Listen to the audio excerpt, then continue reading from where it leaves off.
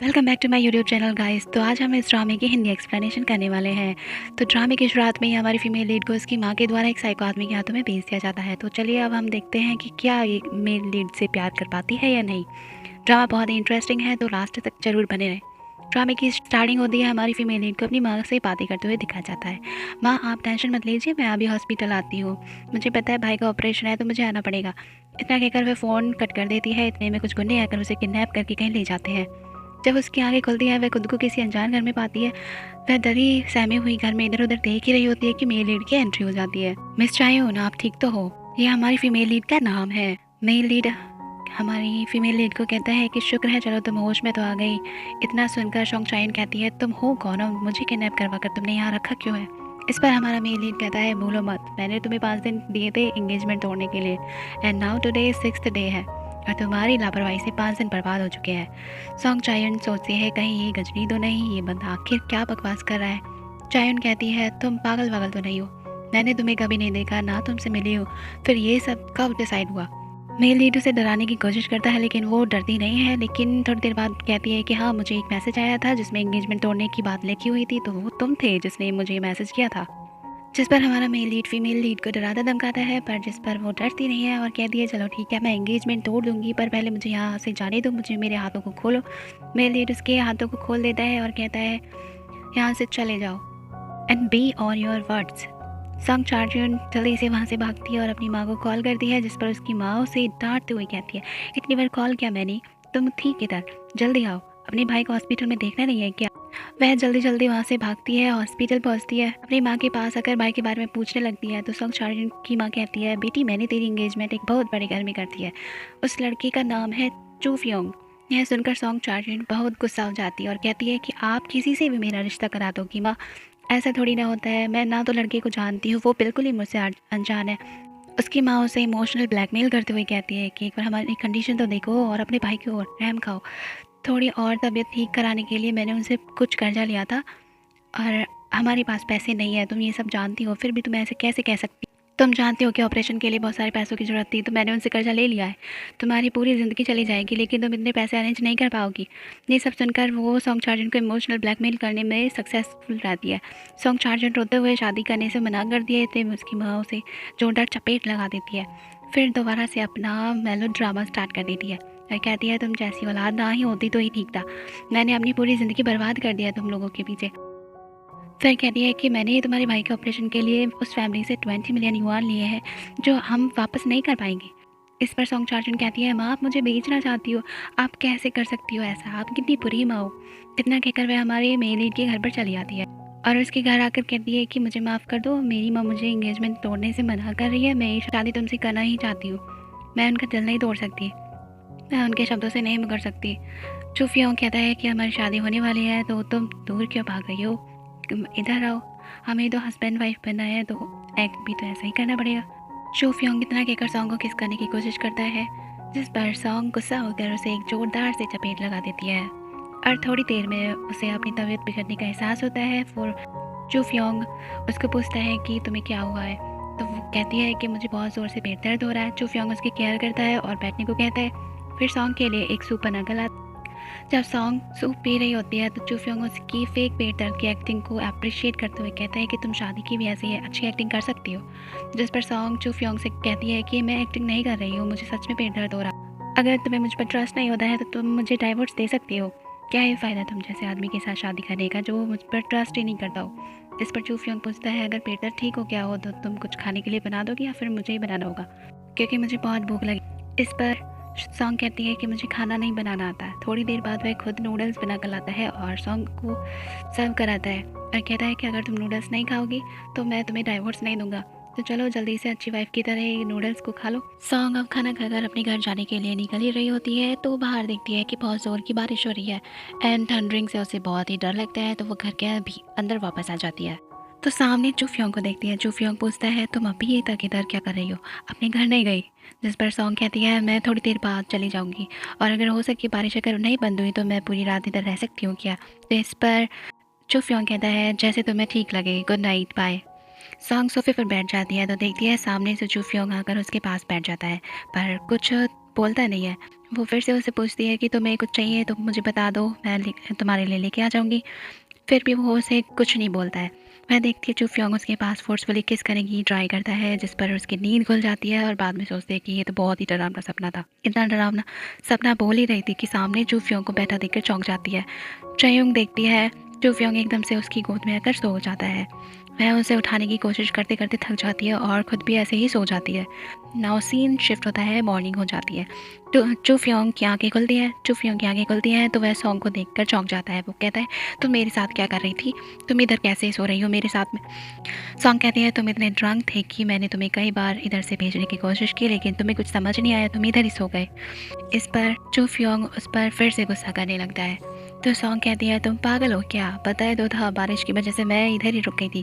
फ्योंग कहता है, तुम्हारा प्लान है मेरे घर में रहने का और तुम जानबूझकर बहाने मत बनाओ अब। और कहता है, तुम चुपचाप से इधर से चली जाओ और दोबारा मुझे दिख मत जाना। और तुम्हारे ये मेलोड्रामे मुझे समझ में आ रहे हैं। इतना सुनकर सॉन्ग भाग कर बाहर चली आती है। सॉन्ग कहती है, अरे राम जान, आज पाल पाल बची मेरी। सीन शिफ्ट होता है। जो फ्योंग को किसी ओल्ड मैन से बात करते हुए दिखाया जाता है और वह एंगेजमेंट तोड़ने के लिए कह रहा होता है। जिस पर ओल्ड मैन कहता है, अब तो सारा कुछ बुक हो चुका है, कार्ड भी डिस्ट्रीब्यूट हो चुके हैं, अब तो तुमको शादी करनी ही पड़ेगी, वो भी जल्द से जल्द। आज शायंग काम पर लेट आई थी तो उसकी कोवर्कर उसे डांटते हुए कहती है, क्या यार, तुम्हारा डेली का काम मुझे ही करना पड़ता है, तुम डेली लेट आती हो, आखिर तुम्हारी लाइफ में चल क्या रहा है? इतने में फ्योंग आ जाता है और शायंग का हाथ पकड़कर उसे बाहर ले जाता है। शायंग कहती है कि क्या है, हाथ छोड़ो मेरा, बदतमीज़ इंसान। जिस पर फ्योंग कहता है, चुप से मेरे साथ में चलो, मुझे कुछ बात करनी है तुमसे। इतना कहकर उसे कार में बिठा देता है और धमकाते हुए कहता है कि मुझे कोई इंटरेस्ट नहीं है तुम्हारे में। अगर तुम चाहती हो कि मैं तुम्हारे काम को डिस्टर्ब ना करूँ, तुम्हारे रास्ते में ना आऊँ, तो चुपचाप से ये शादी कैंसिल कर दो, नहीं तो तुम्हें कच्चा चबा जाऊँगा, तुम्हें अफ्रीका भेज दूँगा। शायंग डरते हुए कहती है, ठीक है, मैं कैंसिल करवा दूँगी शादी। फिर वो कार से उतर कर वह खड़ी हो जाती है। इतने में सीन शिफ्ट होता है उसकी मम्मी और भाई की तरफ। शायंग अपनी माँ को शादी से मना करने के लिए फिर से आई होती है और कहती है, मम्मी मुझे उससे शादी नहीं करते, वो लड़का बहुत ही बेकार है, बहुत ही खड़ूस है, आप कैसे ही मेरी शादी उससे ऐसी बेकार लड़के से कर सकती हो? उसकी मम्मी फिर से मेलो ड्रामा करती है और कहती है, बेटा देखो, मैंने 20 मिलियन युआन लिए थे और जिसमें से मैंने हाफ खर्च कर चुकी हूँ, तुम जानते हो ना हमारा खर्चा कितना है, मैं उसका कर्जा भी नहीं दे सकती हूँ क्योंकि इतने पैसे हम कमा भी नहीं सकते, हमारी पूरी लाइफ चली जाएगी लेकिन हम इतना पैसा नहीं कमा सकेंगे, तुम जानती हो ना। उसकी मम्मी क्रोकोडाइल टीयर्स दिखाकर उसे गले लगाकर कहती है, अरे यार बाल बाल बच्ची, ये अभी मना कर देती, मेरा प्लान ही फेल हो जाता। शॉन्ग कहती है कि ठीक है मम्मा, मैं देखूंगी अभी शादी के लिए। सीन शिफ्ट होता है। चो फ्योंग अपनी ग्रैंड मदर से मिलने आया होता है। ग्रैंड मदर कहती है, मुझे तुम्हारी जीएफ की फ़ोटो देखनी है बेटा, मुझे भी देखनी है उसकी फ़ोटो, मैं भी तो देखूँ कितनी सुंदर है वो कि तुम उससे शादी करने के लिए तैयार हो गए। चो फ्योंग कहता है, ग्रैंड मदर, उस लड़की को मेरी जीएफ मत बोलिए, मैं उस लड़की को पसंद भी नहीं करता हूँ, ये तो मेरे पापा हैं, उनकी वजह से मैं शादी कर रहा हूँ, नहीं तो मैं शादी नहीं करना चाहता उस लड़की से। इस पर चू फ्योंग की ग्रैंड मदर कहती है, अरे बेटा क्या ही है ना, लड़की को तो शादी के बाद भी पसंद कर सकते हो, तो मुझे तो सिर्फ पोते पोतियों की शक्ल देखनी है, तुम शादी कर लो, ऐसे मत कहो। चू फ्योंग के पापा कहते हैं कि मम्मी ये तो मजाक कर रहा है, शादी तो इसको करनी ही होगी और अब तो कार्ड भी डिस्ट्रीब्यूट हो चुके हैं तो ये मना नहीं कर सकता, और अगर इसने शादी नहीं की तो मैं इसकी ज़बरदस्ती शादी करा दूंगा। इतना सुनकर चू फ्योंग वहाँ से चला जाता है। नेक्स्ट सीन में हम देखते हैं कि फीमेल लीड को अपने कस्टमर को केक देते हुए दिखाया जाता है और वह ज़्यादा सोच रही होती है इस सब के बारे में। इतने में उसकी कलीग आ जाती है और उसको कहती है कि तुम कस्टमर की केयर कैसे कर सकती हो, सर्विस कैसे दे सकती हो, तुम इतनी टेंशन में रहती हो, क्या ही हुआ है तुम्हारे साथ में, मुझे पता है तुम्हारा ब्रेकअप हुआ है तो तुम उस सब के बारे में सोचती हो। तो शायद उसको कहती है कि नहीं ऐसा कुछ नहीं है। इतने में चू फ्योंग आ जाता है और कहता है कि तुमने तो कहा था कि शादी तोड़ दोगी, लेकिन तुमने तो अभी तक कुछ नहीं कहा और तुम्हारे साइड से कुछ भी नहीं रिस्पॉन्स आया, तो ऐसा क्यों? इस पर सॉन्ग कहती है कि तुम इधर क्या कर रहे हो, मैंने तुम्हें कहा था ना घर पर बताऊंगी। इस पर उसकी कलीग कहती है कि चू फ्योंग, तुम अपने पर्सनल मैटर्स को कैफ़े में मत लेके आया करो, अपने घर तक ही अपनी बात रखो। जिस पर चू फ्योंग कहता है कि जितना भी सामान है ये सब पैक कर दो। शॉन्ग की कलीग ये सब सुनकर बहुत खुश होती है और सारा कुछ पैक कर देती है उसके। चू फ्योंग कहता है कि अगर तुम्हारा काम खत्म हो चुका तो चलो हम घर चलते हैं, मुझे तुमसे कुछ इंपॉर्टेंट बात करनी है। दोनों घर जाते हैं और घर पर जाकर कॉन्ट्रैक्ट पेपर्स, मैरिज कॉन्ट्रैक्ट के पेपर्स को दिखाया जाता है। शांग सारे पेपर्स को पढ़ रही होती है, उसके बाद में कहती है कि तुमने ये क्या ही बकवास लिख रखा है इन पेपर्स में, ऐसा थोड़ी ना रियल में होता है, ये सारा तो सब टीवी में होता है। चू फ्योंग कहता है कि तुम्हें अगर ये सब नहीं करना है तो ये सब तुम्हारी मर्जी है, लेकिन मेरा पैसा कल ही मुझे वापस करो। इस पर चांग कहती है एटलीस्ट मुझे कुछ टाइम तो दो, तभी तक मैं पैसे अरेंज करके तुम्हें दे सकती हूँ ना। इस पर चोफियोंग को गुस्सा आ जाता है और वो कहता है कि आखिर तुम चाहती क्या हो।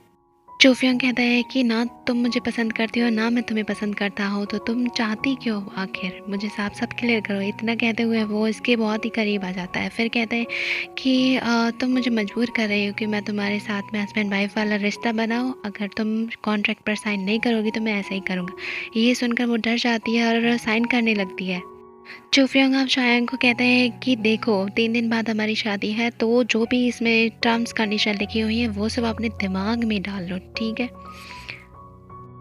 शायांग शॉक्ड हो जाती है और कहती है शादी पर क्यों। चुफियांग कहता है कि अगर तुम्हारी भी कोई टर्म कंडीशन हो तो तुम इसमें ऐड कर सकती हो, लेकिन शायांग कहती है कि नहीं मेरी कोई शर्त नहीं है, मैं ऐसे ही शादी कर सकती हूँ।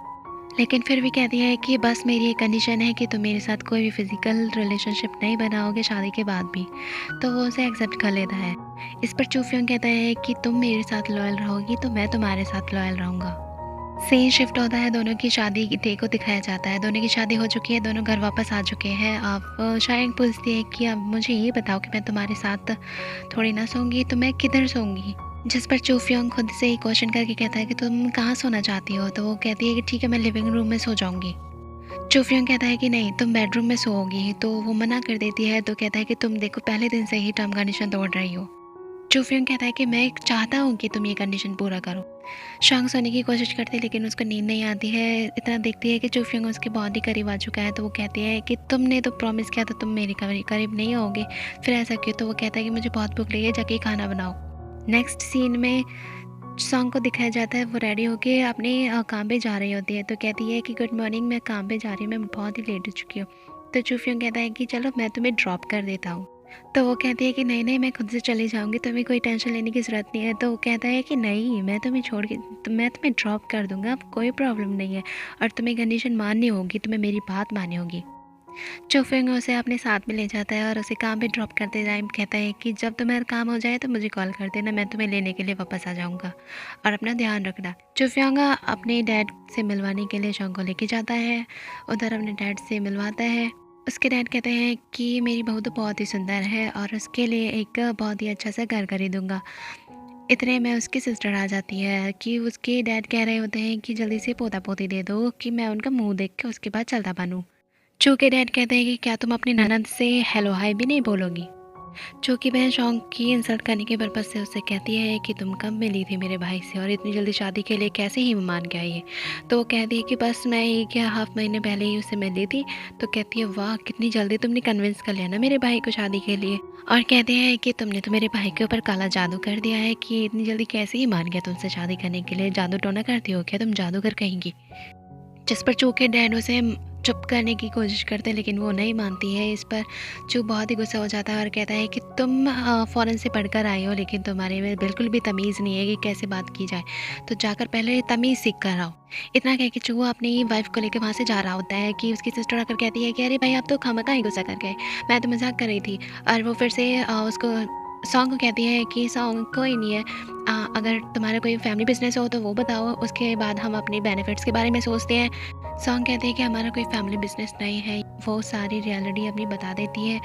उसकी सिस्टर ये सारा कुछ सुन रही होती है। उसके बाद में उसने अपना मन बना ही लिया था कि वो पूरी इंसल्ट करके रहेगी, और उसके बाद में कहने लगती है कि अच्छा तुम सिर्फ एक कैफ़े में काम करती हो इंटर्न के तौर पर, तुम कुछ नहीं कमाती हो ज़्यादा, तुम्हारा कोई बिजनेस नहीं है।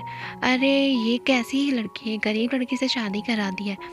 ये सारा कुछ सुनकर चू बहुत ही गुस्सा हो जाता है। ये सब सुन रहे हो उसके डैड ने आके उसे एक चपेट लगा दी जोर से और कहते हैं कि तुम क्या ही बदतमीजी कर रही हो, ये तुम्हारी भाभी है।